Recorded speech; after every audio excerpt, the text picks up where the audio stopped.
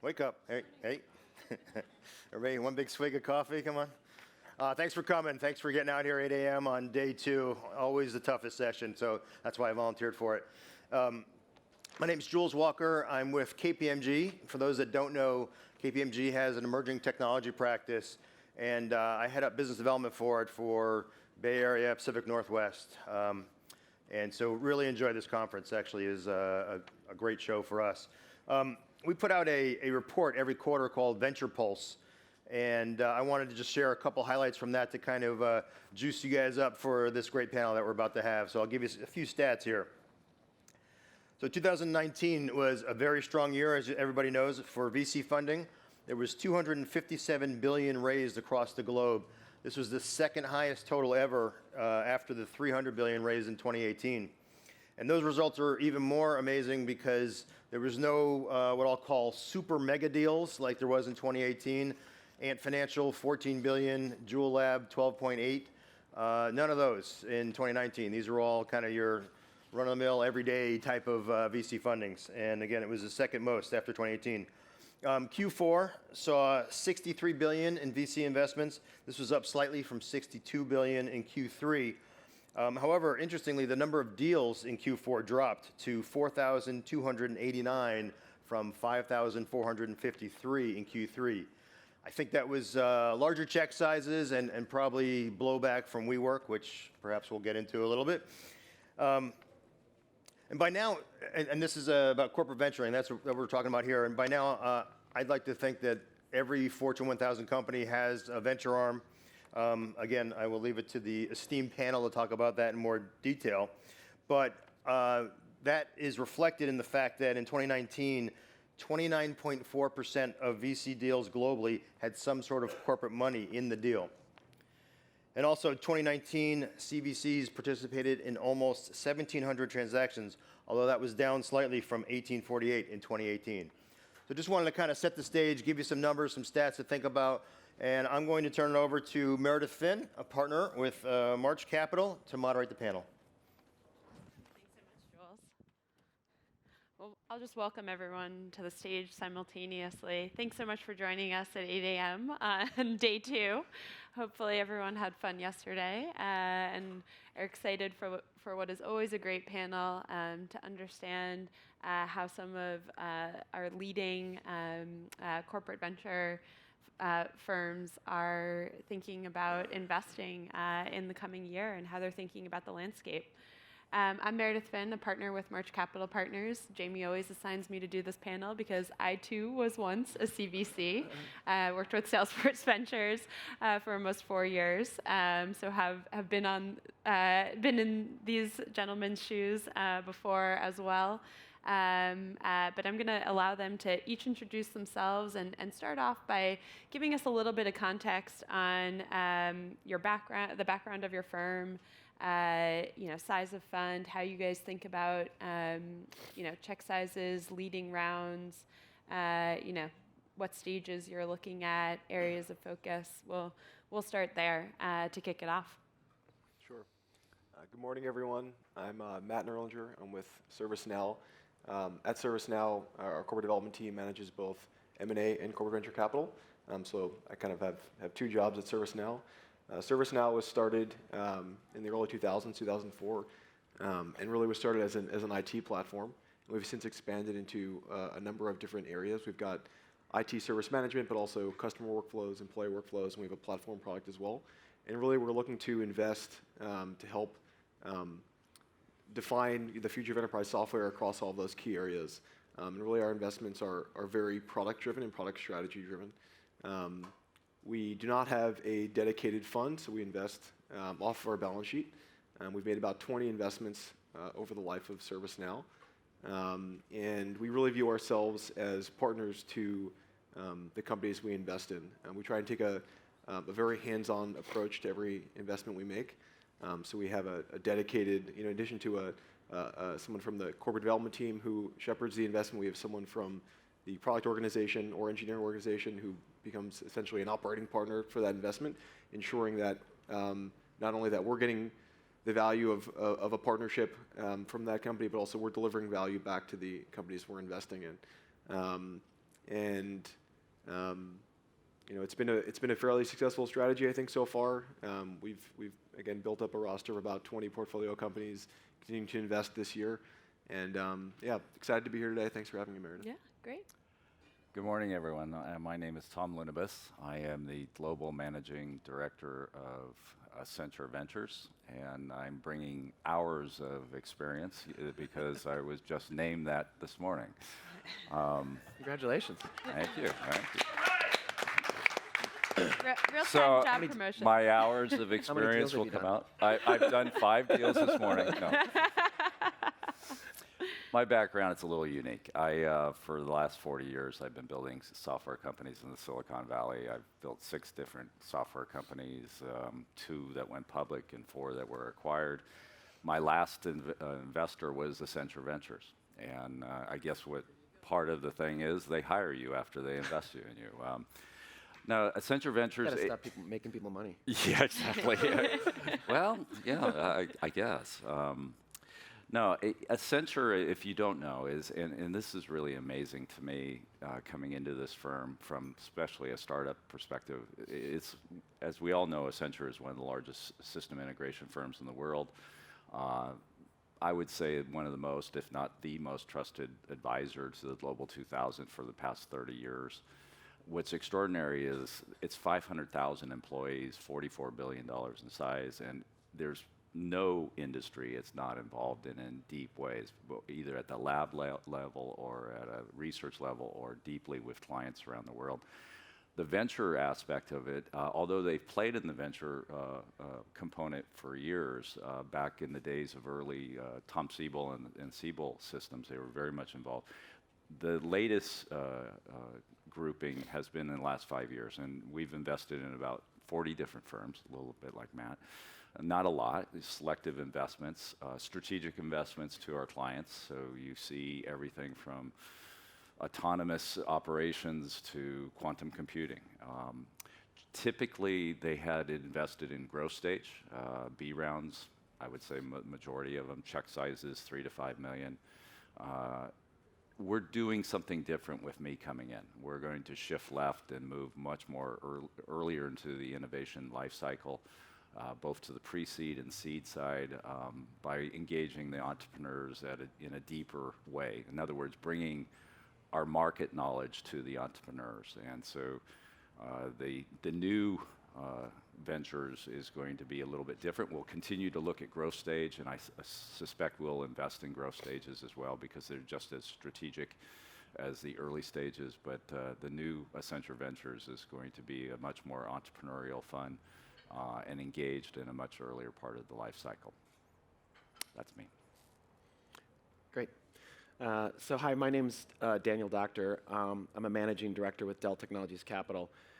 About 5 minutes ago, I told Tom I've been doing venture capital for about 20 years, and so he's now switched over to this side like for a few hours. So I said I've been a non-productive citizen for about 20 years more than he has. So he's got a lot of catching up to do. I was a little slow to the take, apparently.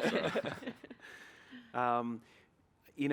Dell Technologies Capital is a little bit different. In fact, I'm not even sure that we consider ourselves a corporate venture capital group. We operate very much like any other venture capital firm that you might know or have interfaced with. We have a Monday morning partner meeting. The partners make decisions on deals.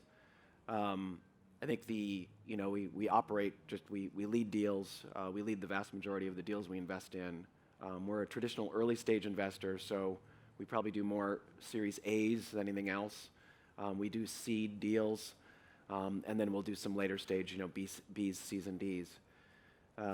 We obviously get our money, our LP, our funding comes from Michael Dell's corporate holding company, which is called Dell Technologies, and that's why we're called Dell Technologies Capital. And the structure is a little bit interesting. Dell Technologies is a little bit, it's really a non-operating entity. It's a holding company that holds a bunch of other businesses. People find this odd, but Dell Technologies owns a company called Dell. Dell makes laptops, right? So Dell Technologies also owns several other companies, VMware, Dell EMC, until about 3 weeks ago, RSA Security, that was sold to a private equity firm. It used to own Pivotal, but VMware acquired Pivotal. It owns SecureWorks, it owns Boomi, it owns VirtuStream. So all those companies that are operating units are owned by Dell Technologies, which is the parent company. So we're, maybe I can stop there and we can ask more questions later. Yeah, of course, of course. Well, I think it would be great for everyone to understand sort of what areas of interest you guys are looking at from an investment perspective today. What's piquing your interest? What trends are you following? Where are you looking to really focus on deploying capital over the next 12 months in particular? Sure, I'll start. I failed to mention in my intro that kind of the rounds we will typically invest in. So we try to avoid seed, but we'll do Series A and beyond, up into like a pre-IPO round. As far as the areas in which we're looking to invest, it's extremely broad. As I mentioned in my intro, we've got a very broad set of software capabilities at our company, and really we think all of those could be very strategic. I'd say if I were to look at key themes, and this may echo what the other panelists say, but AI/ML is certainly a key area of focus for us. It's touching all areas of software across our business, and something we're highly focused on. Ultimately, we are a workflow company. We think of ourselves as automating a series of workflows across the enterprise, and so anything and everything tied to that is super important to us. I'd say perhaps more specifically, we are building a financial software product right now. It's focused on financial close automation. That's one area of product where we are very shallow and have not sold to a buyer in the financial services suite today. And so we are looking for companies that we could partner with that could help build out that ecosystem and frankly help teach us how to go to market, help teach us about what are the key market needs. We actually invested in a company earlier this year called Vendly, VNDLY, which is helping with contractor onboarding and management. It's essentially a competitor to SAP Fieldglass, and so that's an example of kind of an ecosystem partner we've invested in. Great. Well, this is particularly exciting time in tech. I mean, after being around for 42 years in this environment, and when you're involved with Accenture, you're involved in almost all markets. So you can look at the blockchains, AI, and all that kind of stuff, or you could look at autonomous operations or biocomputing. For me, having built 4 different analytics companies, analytics is my particular area. So my focus right at the moment is around edge computing.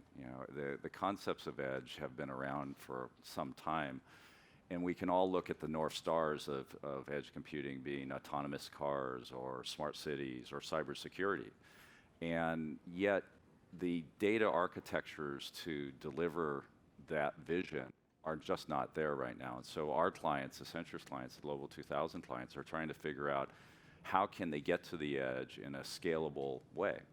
And so we're looking at technologies at all things data associated with edge computing. So everything from a message queue to data governance to data sovereignty are all interesting areas to us. I'm particularly interested in the message queue area because ultimately this is about latency. The edge computing is about 5 millisecond latency apps. The cloud lives in a 500 millisecond latency environment. And we're just going to need something a little bit more easy to use than perhaps Kafka and Confluent. So things like NATS.io is a technology that I particularly like.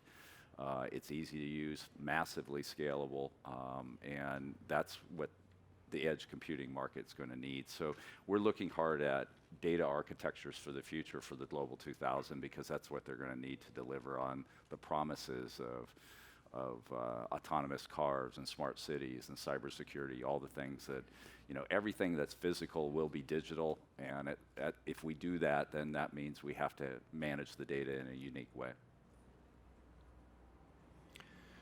Okay, so they took all the good ones, so I'm left with no. So it's in all Space. Yeah. Space. Frontier technology. Space technology. Yeah. So no, but in all seriousness, those are clearly big. Both of those are big themes, and I think there's so much interest. I'll say a couple things. One kind of to be funny and to wake everybody up, but we put together sort of areas that we think we want investment themes, and we talk about these areas and we try to go deep. As our firm, we kind of go deep and look at these areas. And then a founder walks in the door and they're just a brilliant, awesome, amazing founder, and they're doing something totally different, and we're like, let's fund this. So we throw all the investment themes out the window and say, forget about it. It's like we're looking for really fantastic founders that are doing something super cool and super passionate. I actually had this happen just a couple days ago, just by chance. One of my partners brought somebody in, and it's just an area that we just wouldn't normally invest in. In fact, I don't even think it's a good investment area, but the founders are awesome, and the idea is super cool. So we're digging in, right? We might invest.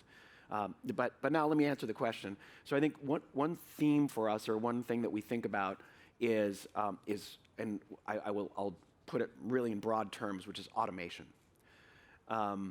And automation is ML and AI driven. It is data analytics driven. It's about using data, or large amounts of data, in very clever ways. This usually involves algorithms. It usually involves predictive analytics. It usually involves machine learning models or deep neural networks of some form.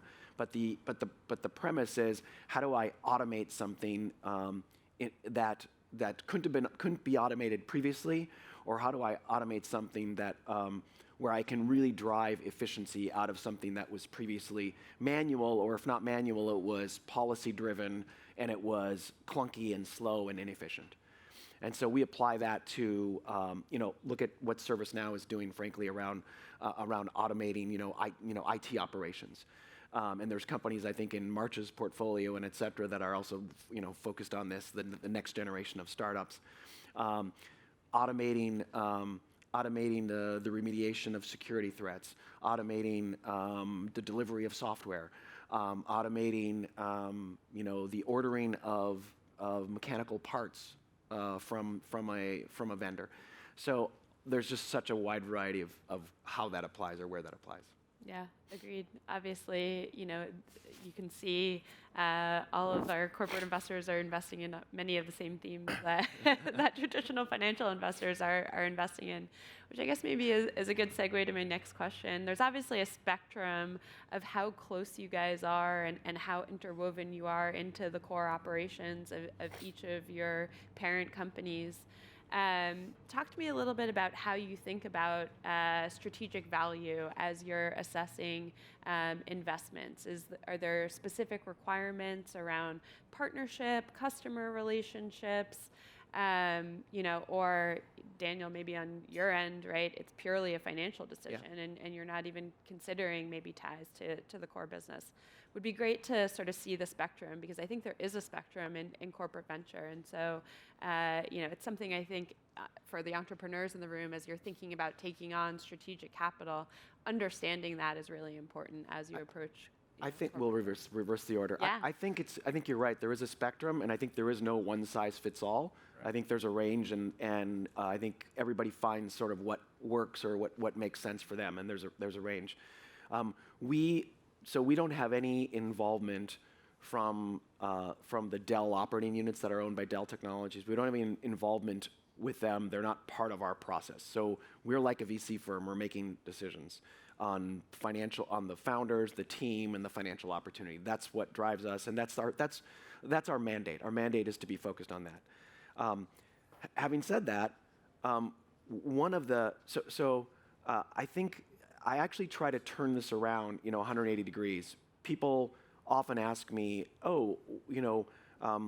you're a strategic investor, so you're looking for some strategic value proposition. And I said, no, that's actually 180 degrees wrong. I'm actually delivering, and I think all of us up here are the same way, because if you look at all these companies, they're amazing sort of companies. It's 180 degrees different. I'm actually trying to figure out what strategic value I can deliver to you, or what value, forget about the word strategic, what value I can deliver to you. And if I think that I can deliver value to you, and if that means I have great relationships in the healthcare industry, and I can connect you with Johnson & Johnson and Pfizer and Amgen and Merck and whatever, and Bristol Myers, and I can connect you with all of those, and you're trying to sell to those, that's a huge value proposition that you can't get from the vast majority of other investors. Yeah. And so the way we look at the world of how we think about investing is, if I can add value, then it just de-risks my investment. It makes this a better investment for me. It makes it a better investment for my co-investors. It makes my founders richer at the end of the day, and that's our goal. No, it's great perspective, because I think that is a lot of the value that you should see from strategic that's right. investors, but unfortunately, some deliver on it better than Well, others. by the so- way, we don't. I'll Yeah. tell you, we don't always deliver. Yeah. Trust me, there's times when we think we can add value and you don't. That's Yeah. you go into something thinking there's a value proposition. It doesn't always work out. Yeah. So No, I think that candor about it though is truly great, because I do think a lot of corporate funds will market, hey, we're going to bring strategic value, guaranteed, Yeah. right? Yeah. Sometimes it doesn't. So I appreciate the candor, Thomas. Well, my hours of Yeah. experience really play on this question very well. No, I think it's the reason why I'm actually at Accenture.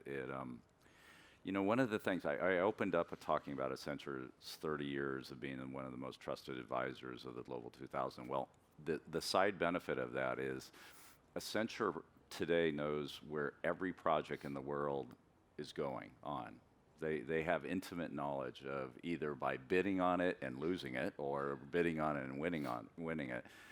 When you have 500,000 employees and these relationships with these companies, you really know where all the bodies are buried. You know where the opportunities are. And that insight, that intel, is so powerful for an entrepreneur. And you're not going to give away any trade secrets, but just awareness, contextual intelligence, situational awareness for an entrepreneur.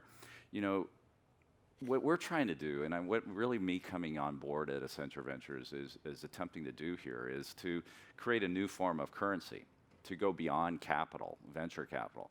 And the currency is insight and intel, from my perspective. If I, as an entrepreneur, I always felt, I lost 90% of my equity within the first 3 years as I tried to validate my product in the marketplace. And I used to say that I think I'm losing between $250,000 and $500,000 a month for every month that I take to validate, because until I validate my product and my offering, I have no leverage with any investor coming in. And so if Accenture Ventures, if Dell, if ServiceNow, if we can, by being CVCs, to go to the entrepreneurs and embrace them with something other than an exchange of equity for capital, to bring intel to them so that they can compress the time to validation, I think that's our job and that's our responsibility. And in the meantime, I think it elevates also the position of CVCs within the venture community. I think CVCs need to have a bigger voice at the table, a bigger seat at the table, because they're bringing something more than just venture capital to the table. And so it's the reason I'm at Accenture after 42 years of building software companies, as I think there's more to be done here. Yeah. And maybe you saw this, having obviously taken investment from Accenture, but curious, obviously so many enterprise software companies are looking to build partnerships with SIs like Accenture in order to unlock enterprise accounts. Yeah. Is that something that you guys are looking to bring to the table as well in your investments, or how are you partnering, I guess, with sort of the core tech consulting practice? Well, I think the interesting thing about everything we're going to invest in is going to be strategic. So we are dead set on being strategic for our business, and our core business of services. What we believe in is that the future is going to be humans plus machines, not just machines. So while I agree with the automation side of the fence, I think we have a long tail here of humans plus machines, if not forever. It's significant. So the augmentation of a human capability is really significant. So what technologies will help that? Mm-hmm. And so the narrative for Accenture is to augment their heavy services business with great technologies that are going to elevate to a much higher value proposition as we go. So we are very much aligned with our services groups. I think one of the benefits of all this relationships with the Global 2000s is I should be a better investor because of it. I should be more aligned. And if I'm picking what I think are massively scalable opportunities, then from an investment standpoint, I'm pretty comfortable we will make money unless the execution isn't there, and that happens sometimes. So sometimes it won't happen. So I think it's a selection criteria more than anything else. Select the right the right technologies that our Global 2000 clients need, and from there the investment grade will be fine. Great. I guess I'll add. I'll start by saying that Meredith and I have had many a conversation about like how do I really enforce strategic value at ServiceNow, given your experience at Salesforce, and I really appreciate those conversations. Far and away, like the top of the funnel for us when we think about investing is what is the value we can deliver on both sides. Frankly, I don't even want to look into the data room until I know that there's a joint product roadmap that's been agreed upon by the CEO and the GM of whatever businesses that we're looking at, and that there's alignment at the senior-most person in that product or engineering organization that's sponsoring that investment. I will say, like, given I am in the finance organization, I care a lot about returns, and so that is certainly a criteria that we look at and consider. But first and foremost, I want to ensure that we can deliver strategic value, and it can be delivered in a bunch of ways. So it could be joint product roadmaps, so we're going to build an integration. It could be joint go-to-market, although we've done that in very limited instances and frankly not very well today, but that is something that we look at.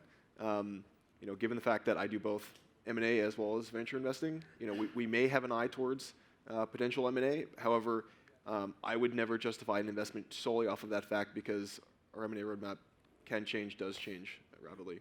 The other thing I'll say is that we do look to invest in vendors that we use internally. Right? What a great way to partner with someone is to we're going to use it in our own product and really justify how important it is. Right? We're a very large company. We've got thousands of customers. So if we know that we can deliver something at enterprise scale, great way to validate the technology. So we're large investors in a company called MariaDB, which is an open source relational database company that we use extensively on our platform. Yeah, I think that's what I'd say. No, I mean, I think you covered, and you'll see the spectrum up here, right? When I was at Salesforce, we too had a very, product integration-led investment thesis. But, at the other end of the spectrum, there are a number of CVCs who are very financially driven, and that's obviously their number one priority. So again, for the entrepreneurs in the audience, I think just as you approach what corporate venture capital, understanding the spectrum is incredibly important, and having those candid conversations with the investors, I think is pretty critical. And that's my advice to our portfolio companies now, having been on the other side of the table. We're going to open it up for questions after this next question, so get your questions ready in the audience. But would love to understand, Dan, you've been in this industry for over 20 years now. And then we'll have Thomas's hours long of experience perspective. But obviously CVC activity, Jules said deal volume slightly down, but from a dollar perspective, we're really probably at historic all-time highs in terms of the capital that we're seeing flow from companies into startups or growth stage companies. Talk to me a little bit about what the longevity of corporate venture capital is in the ecosystem. Do you think there is potential for a pullback at some point? Maybe obviously you have a perspective having seen the global recession of the late aughts. What happens during sort of those pullbacks? How do you think your companies are going to think about deploying capital? Obviously, coronavirus has created a little bit of uncertainty in the markets. How are you guys reacting to that? What do you think the role of corporate venture is in the long run? So if I were to provide a negative a negative view, a negative answer, it would be that historically, if you go back and look all the way back to sort of the early 2000s, sort of with the time frame that I've been doing this, when there was a significant increase in corporate venture capital from corporates, it usually was an indication of the peak.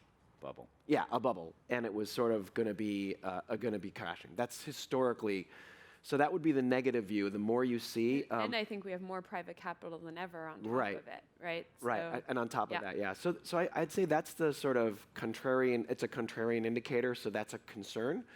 On the other hand, if I take the positive view, I would look at. I think corporations are now realizing that the amount of innovation that they have inside of their walls is a very small fraction of what's happening outside of their walls. And if they don't tap into what's happening in the innovation community outside of their walls, they're just going to be left behind. And so I think that's why you see so many corporations or enterprises thinking, hey, think of this as another tool in your toolbox. How do I help my company continue to grow, continue to succeed and be successful? Obviously, I can innovate internally, do R&D, spend money in R&D. And Matt, you probably know this because you do the M&A. You can acquire, so you can make inorganic acquisitions. And then there's a third tool, and that third tool is how do I really form great partnerships and great relationships with or create the ecosystem around my products where they're successful and their success leads to greater success for me. So that would be the positive view. And I don't know if I answered your question, but No, I'll you let did. these guys. You did. I think that's great. I think bringing innovation internally into these companies it is one of the reasons why I think corporations should think about corporate venture capital, and I think you need to build those effective connections between the venture group and the corporate in order to maximize that. But I'll let you guys continue to answer. I'm struck by marketing over the last several years that the term that every company is a digital company came around, and every company is a software company, and now every company is a technology company. Those are all true factors, and if that's the case, that means we live in a software world to compete. And so for Accenture, Global 2000 needs to know what's coming around the corner. And if we're not on the leading edge, whether or not you're a services company or a products company, you better know what's coming around the edge on technologies, or you're not going to have a competitive advantage in the marketplace. So what struck me, and what Daniel kind of touched on it, what's happened in CVCs over the last 40 years for me has been they're in when the markets are hot and they're out when the markets are down. Yeah. And that's what every venture capitalist hates about the CVC marketplace, because you want people around the table, the boardroom table, that are going to be there and not going to fade out on the ups and downs. I think that was the past. I don't think it's the current. And I'm at Accenture because I believe CVCs have a bigger role. You've already heard my passion about the exchange between entrepreneurs and investors is broken, and I feel it needs to be fixed. The trust factor between entrepreneurs and venture has changed ever since we went unicorn hunting and started to expose some issues, because we poured $200-300 million into startups when 90% of all exits in the last 12 years have been for less than $100 million. And so that trust needs to be rebuilt. And for me, it has to get beyond the capital and equity side. And so when I looked at Accenture and decided what I was going to do next, I saw this amazing amount, a war chest of intel and insight around domains, almost every domain in the world. And as an entrepreneur, ultimately, I spent 7 months inside of Accenture analyzing what they could do different with Accenture Ventures. And it ultimately came down to, what would I want Accenture to do for me as an entrepreneur? And that it was all about, give me the intel, give me contextual intelligence about where the projects are and what the requirements and what are they trying to achieve and what's the ecosystem around it. So if CVCs can elevate the game by providing more than just capital, can provide that insight, we could change the relationship between entrepreneurs and venture capital, and that's what I hope to, along with these two guys and all of us, to do a little bit. It's a lofty goal, but that's what we do as entrepreneurs. We dream, and that's what I dream. Dan, I love what you said about two things. One was that innovation exists outside of the four walls of our organization. I think that's really important. And I think there's a healthy level of self-scrutiny, I think, at our organization, that we know that there are others outside of our company that are really doing a lot of innovative work. And I think it's important and healthy to try and embrace that. And frankly, sometimes I think our GMs kind of overly embrace it, and everyone wants to be a venture capitalist, and so I have to pull back a little bit. But I think, and the other thing you said was having corporate venture capital as a part of my toolbox. And exactly how I think about it is when I'm approaching a company, I don't know exactly what the right relationship will be at the outset, but I consider myself a shepherd of strategic partnership, and there's a lot of different ways that I can do things for a company, whether it's introducing you to someone important in my company who can help you build an integration, whether it's making an investment, whether it's doing M&A. I want to offer all of those things to the company. I would say additionally, as I look to build out the practice inside of ServiceNow, I'm very conscious of this fact that there has been these waves of overinvesting and pulling back, and I'm trying to be very thoughtful about how we build our venture program, because I have a CFO to answer to. I don't want to over-rotate. I don't want to put too much money out into the ecosystem and then not know what I'm doing. And so we've been very, very calculated and methodical in terms of how much money we deploy. Frankly, we've probably made 4 or 5 investments a year for the last few years. I would expect about the same going ahead. People come to me all the time and say, should we go build, dedicate hundreds of millions of dollars like Salesforce has or like Splunk has? My answer is, I don't know what I would do with that right now, so I don't want to dedicate that. So if I see that opportunity, I may make that pitch at some point in time, but venture capital for the sake of venture capital isn't useful in my opinion. Great perspectives. We want to open it up to the audience, so if you guys have any questions you would like to ask this great panel, feel free to raise your hand, and I'll repeat what you say probably so everyone can hear it. Go ahead.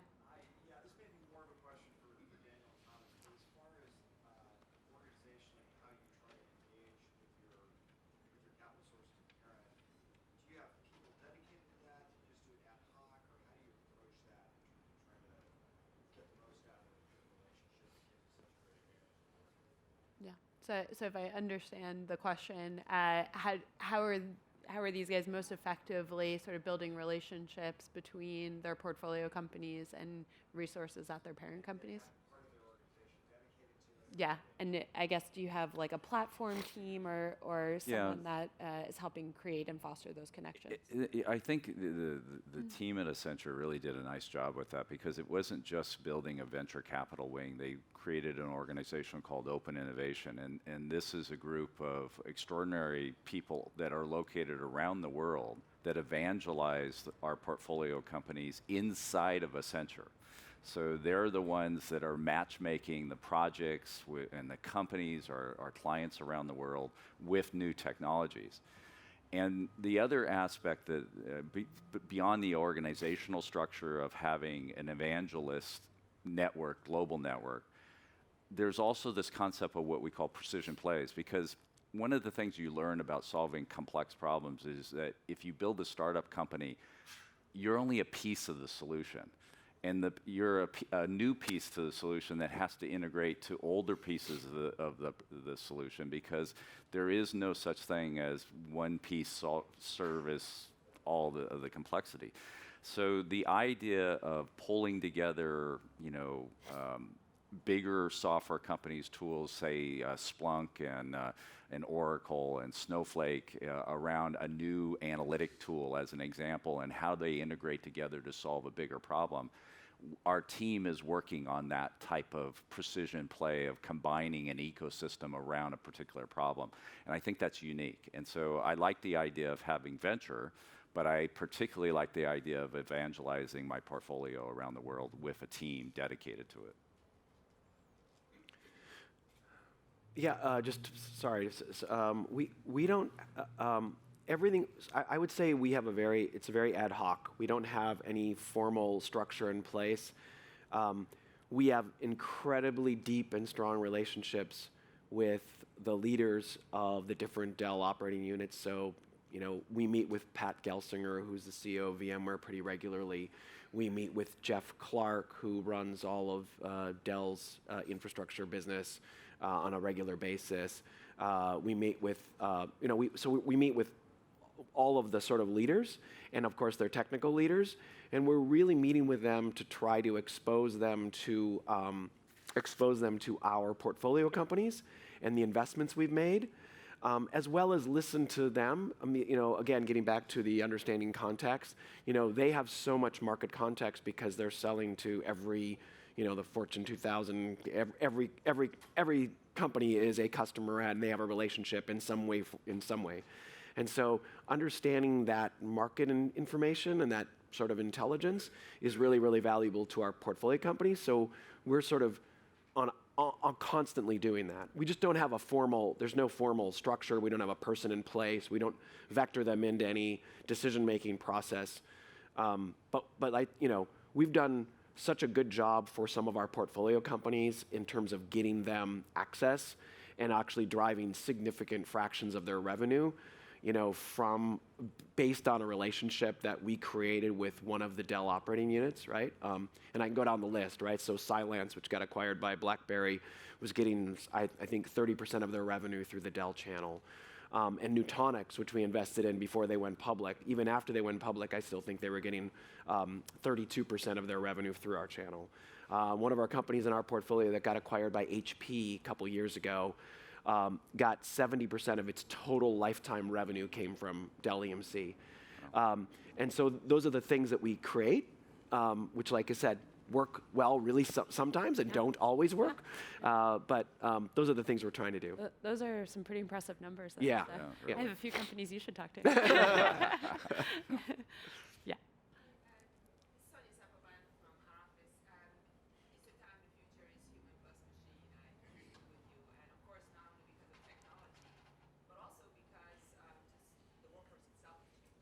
Yes. Yeah.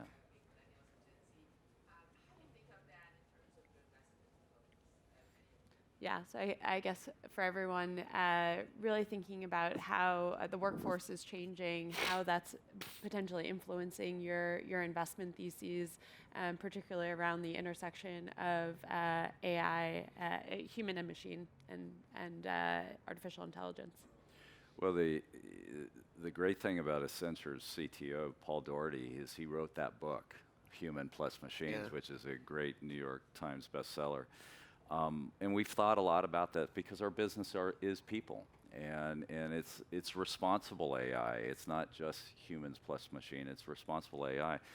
And so I think to some degree, Accenture, when we look at investments, we think about the people aspects of it. And that's the one thing that I learned with building startups is that if you build a new product in a new category, that means no one knows how to use it. So the first thing you have to think of is the people capital around this, not just the venture capital.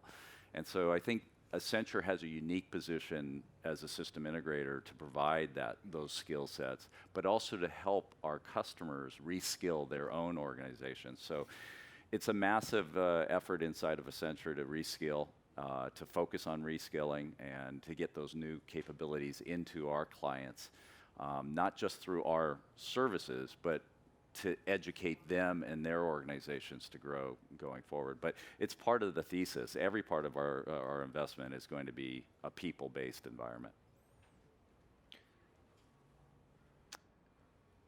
As public companies, as part of a public company, how do you balance the need for confidentiality on what you're doing and how your portfolio companies are doing with the disclosure requirements that you're required? And then secondly, how do Wall Street analysts value your contribution to the company? Yeah, so to repeat the question, for companies that are publicly traded, how do they balance sort of confidentiality and the information they receive from their private companies with obviously disclosure requirements to their shareholders, and particularly how are you seeing research analysts, if at all, think about your venture capital programs as part of their analysis? So every quarter I'll answer that a couple ways. Number one is every quarter we've got to mark every investment to market based on its existing book value. If there was a change to it, it would be reflected in our financials.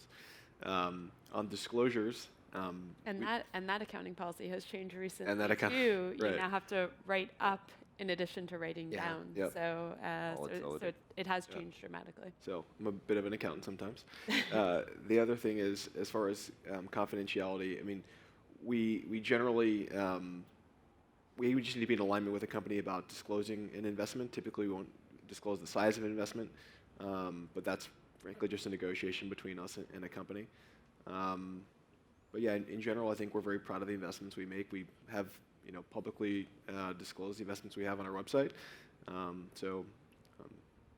Yeah, but you're not getting questions from research analysts. Oh, Maybe the sorry, volume, research analysts. volume's low. No, yeah, I haven't really made many questions about that. I don't know if you guys are seeing anything, but yeah. Anyway, we are out of time, so I'm sure these guys will stick around for a few minutes. If you have questions afterwards, feel free to come up and approach us. But I'd really like to thank Dan, Thomas, and Matt for joining us for a great discussion. I hope you guys enjoy the rest of day 2. Thanks for coming. Thank you.